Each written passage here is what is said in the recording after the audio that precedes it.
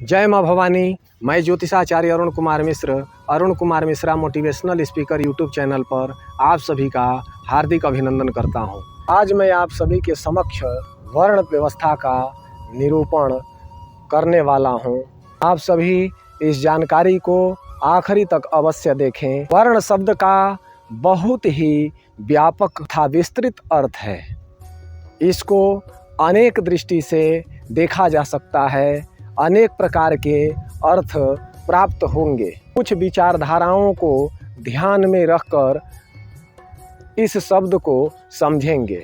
प्रथम विचारधारा के अनुसार वर्ण शब्द का अर्थ होता है वर्ण करना अथवा चयन करना। इस विचारधारा के अनुसार व्यक्ति के कार्य क्षेत्र के अनुसार या उसके जीविका के आधार पर उसके वर्ण का निर्धारण किया जाता है।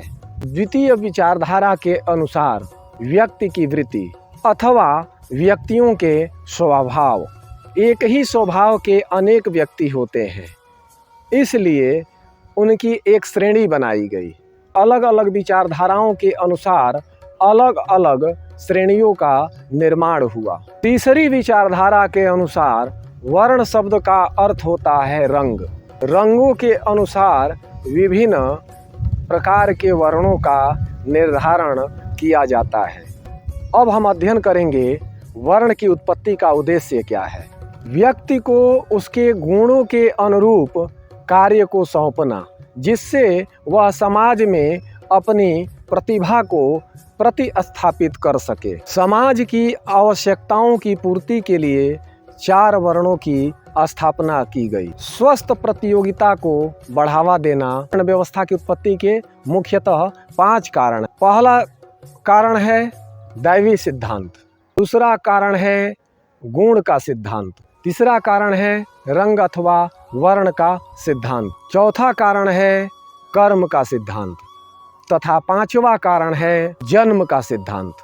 भारतीय चिंतकों ने वर्णों को 4 भागों में विभक्त किया है, जिन्हें ब्राह्मण, क्षत्रिय, वैश्य तथा शूद्र के नाम से हम सभी जानते हैं। ब्राह्मण का कर्म है यज्ञ करना, यज्ञ कराना, अध्ययन करना, अध्यापन करना, दान देना तथा दान लेना।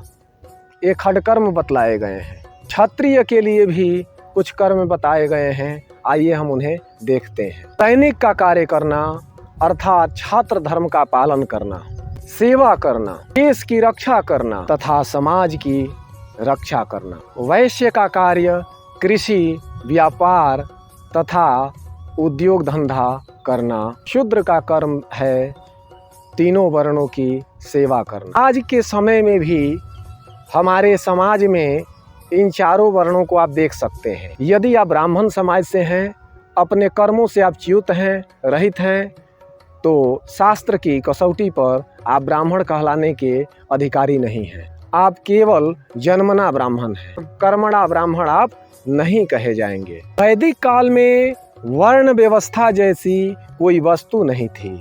उस समय 2 प्रकार के मात्र वर्ग पाए जाते थे, एक आर्य तथा दूसरे अनार्य। उत्तर वैदिक काल में रचित ऋग्वेद में 4थे वर्ण शूद्र शब्द का उल्लेख पाया जाता है। ऐतरेय ब्राह्मण में कहा गया है पव एलुष ब्राह्मण न होते हुए भी अपने कर्मों के आधार पर ऋषि बन गए। बृहदारण्यक उपनिषद में एक सिलवान चांडाल भी ब्राह्मण से श्रेष्ठ माना गया है। महाभारत काल में भी उल्लेख पाया गया है, अपने कर्मों से च्युत ब्राह्मण पतित माना जाता है। महाभारत काल में ही ब्राह्मण के विभिन्न प्रकार के विभाग उल्लिखित हैं। ब्रह्मसम, देवसम, क्षत्रियसम, वैश्यसम, शूद्रसम तथा चांडालसम। जगत पिता ब्रह्मदेव ने सर्वप्रथम ब्राह्मणों की सृष्टि किया।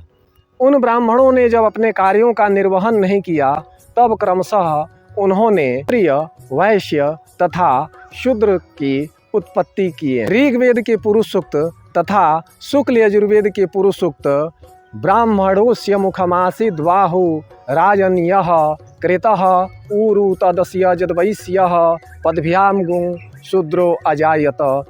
इस मंत्र से यह बोध होता है कि विराट पुरुष के मुख भाग को ब्राह्मण, भुजा को क्षत्रिय, उदर क्षेत्र से लेकर गुप्त क्षेत्र को वैश्य तथा चरणों से शूद्र वर्ण की उत्पत्ति मानी गई है। संध्या एनानुविज्ञाता संध्या एनानुपासिता जीव मानो भवेत् शूद्रः मृतस्वाचाभिजायते। अर्थात जो ब्राह्मण, क्षत्रिय तथा वैश्य संध्या को नहीं जानते हैं, संध्या गायत्री नहीं करते हैं, वे जीवन जीते हुए भी शूद्र के समान हैं तथा मृत्यु के उपरांत स्व अर्थात कुत्ते की योनि में जाते हैं। यदि अपने वर्ण पर आपको गर्व है तो आपको सर्वप्रथम संध्या गायत्री अवश्य करना चाहिए। छांदोग्य उपनिषद के अनुसार मनुष्य के पूर्व जन्म के आधार पर उसके वर्ण का निर्धारण किया जाता है। जिस प्रकार का कर्म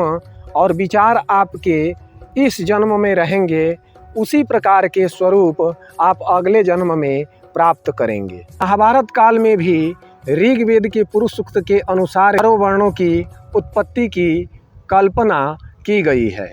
भगवान श्री कृष्ण श्रीमद् भगवद गीता में कहते हैं, हे अर्जुन, मैंने ही गुण तथा कर्म के आधार पर चारों वर्णों की सृष्टि किए हैं। भारतीय दर्शन शास्त्र में 3 प्रकार के गुण कहे गए हैं, सत्वगुण, रजोगुण तथा तमोगुण। सात्विक प्रवृत्ति तथा धार्मिक अथवा आध्यात्मिक विचारधारा से ओतप्रोत प्राणी को ब्राह्मण वर्ण का माना गया है। सात्विक के साथ साथ राजसी प्रवृत्ति से ओतप्रोत तथा क्रियाशीलता से युक्त प्राणी को क्षत्रिय वर्ण का माना गया है। राजसी तथा तामसी प्रवृत्ति से युक्त प्राणी को वैश्य माना गया है। जिस व्यक्ति के भीतर मात्र तामसी प्रवृत्ति हो उन्हें शूद्र संज्ञा दी गई है। जाति और वर्ण में अंतर कहे गए हैं। आइए हम उन्हें भी देखते हैं। हम जाति और वर्ण को क्रमशः बोलेंगे।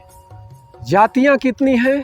तो हजारों हैं, लेकिन वर्णों की संख्या मात्र 4 है। जाति का आधार जन्मना माना गया है, वर्ण व्यवस्था का आधार कर्मणा माना गया है। जाति जन्म अनुवांशिकता पर आधारित है, लेकिन वर्ण व्यवस्था वंश, संस्कृति तथा चरित्र और व्यवसाय पर निर्भर करती है। जाति की प्राचीनता बौद्ध काल के उपरांत मानी जाती है, लेकिन वर्ण व्यवस्था की प्राचीनता वैदिक काल से मानी जाती है। जाति व्यवस्था में भेदभाव पाए जाते हैं, लेकिन वर्ण व्यवस्था में भेदभाव का अभाव होता है। जाति व्यवस्था में परिवर्तन की संभावना नहीं होती है, वर्ण व्यवस्था में परिवर्तन की संभावना होती है। राजकीय तथा केंद्रीय सेवाओं में group A, group B, group C तथा ग्रुप डी की नौकरियां होती हैं।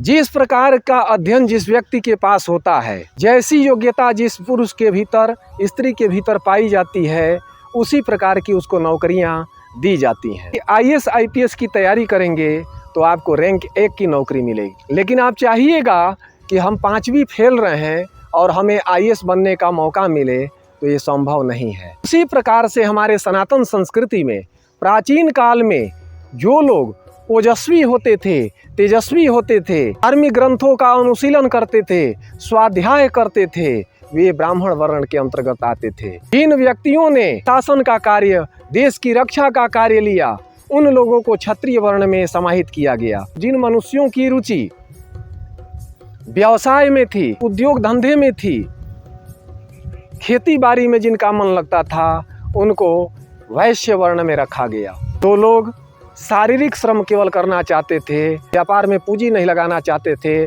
पढ़ने में मंद बुद्धि के होते थे, वे शूद्र वर्ण के रूप में माने जाते थे। आधुनिक समाज में जो लोग शिक्षित हैं, जिन्होंने शिक्षा का स्तर अपना ऊंचा किया है, वे किसी भी जाति में जन्म लिए हों, किसी भी वर्ण में जन्म लिए हों, वे पूजनीय होते हैं, सम्माननीय होते हैं। जैसे हमारे विद्यालय के कोई अध्यापक हों, यदि वे किसी भी वर्ण से हों, मैं किसी जाति का उल्लेख नहीं करूंगा, वे नीची से नीची जाति के क्यों न हों, यदि उनके पास शिक्षा का लेवल ऊंचा है, उन्होंने स्वाध्याय किया है, तो उनका आदर और सम्मान होता है। उन अध्यापकों का हम सभी पैर छूकर प्रणाम करते हैं, हाथ जोड़ते हैं, गुरुजी प्रणाम। ब्राह्मण परिवार में जन्म लिए हैं, लेकिन यदि हमारे पास ज्ञान का अभाव रहेगा, आध्यात्मिक शक्ति का अभाव रहेगा, हमारे पास शास्त्रों का ज्ञान नहीं रहेगा, तो क्या हम ब्राह्मण कहे जाएंगे? यह प्रश्न निरंतर से चला आ रहा है। इसीलिए आज भी सोशल मीडिया पर विभिन्न प्रकार के प्रश्न चिन्ह लग रहे हैं। अभी से भी अपने बच्चों को अपने वर्ण व्यवस्था के अनुसार शिक्षा अवश्य दीजिए। के पास नॉलेज नहीं होगा, ज्ञान नहीं होगा, तो आप कभी भी पूजनीय नहीं होंगे। विद्वत्वं च नृपत्वं च न तुल्येति कदाचन, स्वदेशे पूज्यते राजा, विद्वान सर्वत्र पूज्यते। राजा की पूजा केवल अपने राज्य तक ही विहित है।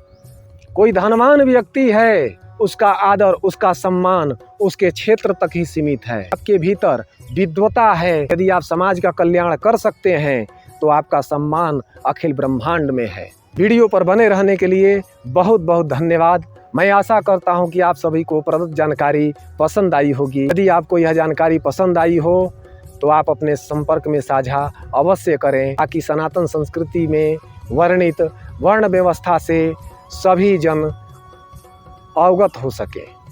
जय माँ भवानी।